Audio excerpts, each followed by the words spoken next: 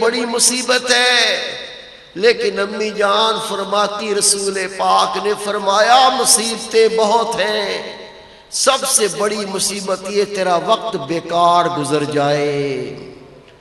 حدیث پاک میں آتا ہے اللہ کے محبوب فرماتے ہیں میرے پیارے اصحابیوں، دن رات میں 24 ساعتیں ہوتی ہیں، دن رات میں 24 گھنٹے ہوتے ہیں۔ اللہ کے رسول نے فرمایا جب قیامت کا دن ہوگا، ہر اللہ کے بندے کے سامنے 24 صندوق رکھے جائیں گے، اسے حکم دیا جائے گا ان صندوقوں کو کھولو۔ رسول پاک فرماتے ہیں جب وہ صندوق کو کھولیں گے، کوئی صندوق ایسے ہوں گے جن میں آگ بھری ہوگی، کچھ صندوق ایسے ہوں گے جس میں نور بھرا ہوگا، اور کچھ صندوق ایسے ہوں گے جو بالکل خالی ہوں گے۔ رب کے محبوب نے فرمایا جن اللہ کے بندوں نے نماز پڑھی ہوگی، اللہ کا ذکر کیا ہوگا، رب کو یاد کیا ہوگا، سنت کی اتباع کی ہوگی، قرآن پاک کی تلاوت کی ہوگی، قرآن پاک پہ عمل کیا ہوگا، یہ وہ صندوق ہوں گے جو نور سے بھرے ہوں گے۔ رب کے محبوب فرماتے ہیں جس نے چغلی کی ہوگی، غیبت کی ہوگی، جھوٹ بولا ہوگا، فحش کلامی کی ہوگی، رسول پاک کی سنت کو کاٹ کے گٹر کے نالے میں ڈالا ہوگا، بڑوں کی بے ادبیاں کی ہوگی، چھوٹوں پہ ظلم کیے ہوں گے، بے حیائی پھیلائی ہوگی، گناہ کر کے زندگی برباد کی ہوگی، رب کے محبوب فرماتے ہیں ان صندوقوں سے آگ نکل گی، اللہ حکم دے گا، ندا آئے گی، یہ وہ تیرے گناہ ہیں جو آگ کی صورت میں تو نے صندوقوں میں بھرے تھے۔ لیکن اللہ کے محبوب فرماتے ہیں وہ صندوق جو خالی ہوں گے، جب لوگ انہیں دیکھیں گے اپنے آپ کو نوچیں گے، یہاں تک نوچیں گے ہڈیاں نظر آئیں گی، کہا جائے گا کیوں روتے ہو، کیوں نوچتے ہو، وہ کہیں گے ہائے یہ صندوق جو خالی ہے، اگر اللہ کا ذکر کیا ہوتا، قرآن پاک پر عمل کیا ہوتا، خدا کا دین قبول کیا ہوتا، سنت کی اتباع کی ہوتی، یہ صندوق خالی نہ ہوتے، یہ نور سے بھرے ہوتے۔ جو وقت ضائع کیا ہوگا، بیکار وقت گزرا ہوگا، اس پہ وہ روئیں گے۔ ہر بات کو اپنے آپ پر آزماتے جاؤ، اگر گھڑیاں ضائع ہوئی ہیں تو صندوق خالی ہے، انہیں نور سے بھر لے۔ وہ اللہ کے بندے جن کی زندگیاں اللہ اس کے رسول کی اطاعت میں گزریں، وہ ہمارے لیے مشعل راہ ہے۔ ان کی زندگیوں کا مطالعہ کر کے خدا کی قسم ان کے قدموں پر قدم رکھتے چلے جاؤ، منزل کو پالو گے۔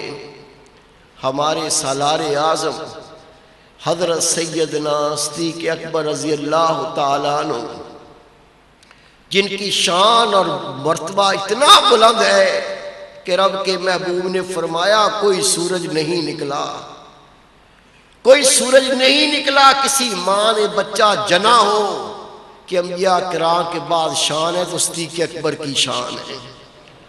حدیث پاک پڑھ کے دیکھیے، اللہ کے محبوب تشریف فرماتے، صبح نماز کا وقت ہوتا ہے، نماز فجر کا وقت ہے، حضرت سیدنا صدیق اکبر رضی اللہ عنہ تشریف فرما ہوئے، آپ نے فجر کی نماز کو ادا کیا، نماز پڑھ کے بیٹھے تھے کہ چیخ ماری، زمین پہ گرے، بے ہوش ہو گئے۔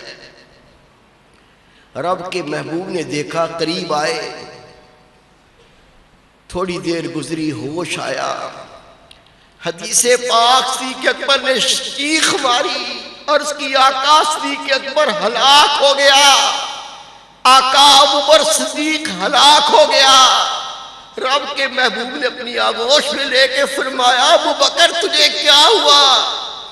عرض کی آقا رات وتر نماز میں نہ پڑھ سکا، مجھے نیند آ گئی، یہاں تک کہ اب مجھے یاد آیا میں نے وتر ادا نہیں کیے، یہ کہہ کے چیخ مار کے پھر زمین پر گرے۔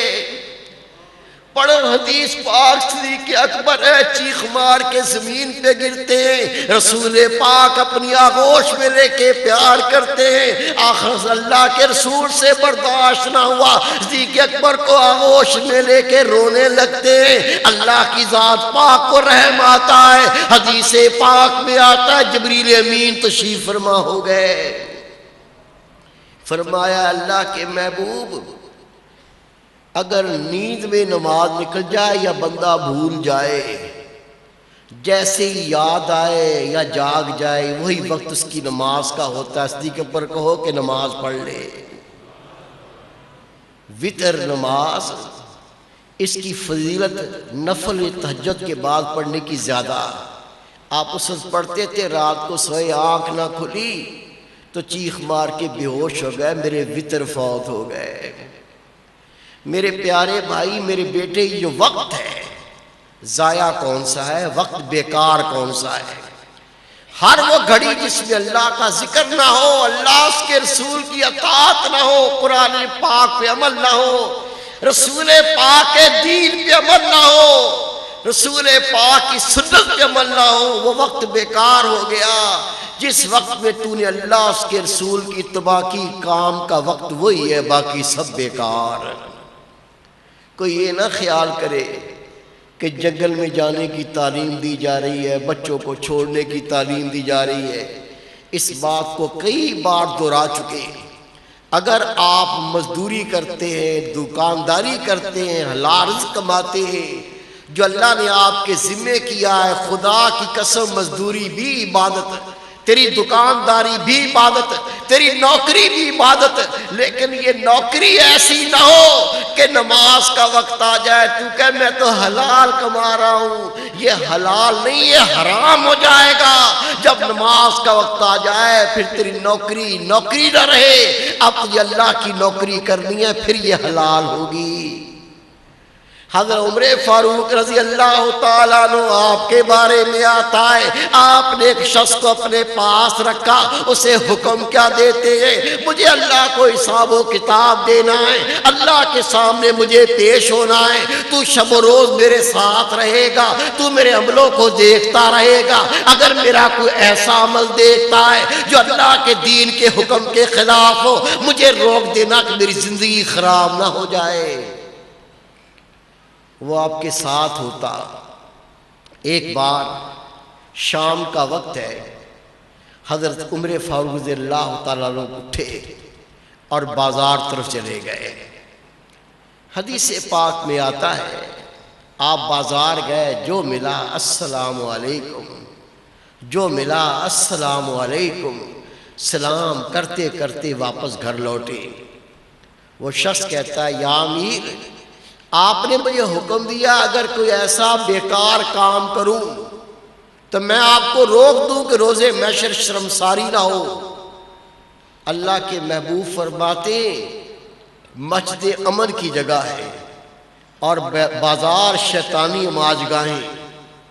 آپ کو بازار میں کام ہی کوئی نہیں تھا، بازار سے آپ کو غرضی کوئی نہیں تھی، کوئی کام ہی نہیں تھا، آپ بغیر کسی کام پہ بازار گئے، گھومے اور واپس آ گئے۔ یہ ایسا عمل تو نہیں کہ اللہ کے سامنے شرمسار ہونا پڑے۔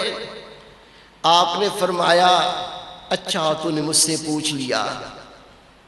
فرمایا میرے پاس وقت تھا، میں نے کہا اس کو بیکار ضائع کیوں ہونے دوں، میں مومنین کو سلام کرنے نکلا تھا، سلام کرتے کرتے واپس لوٹ آیا۔ رسول پاک فرماتے قیامت کی نشانیوں میں سے ایک نشانی یہ بھی ہے جب بندہ سلام کرے گا تو جان پہچان والے کو سلام کرے گا، جس سے جان پہچان نہ ہوگی اس کو سلام نہ کرے گا۔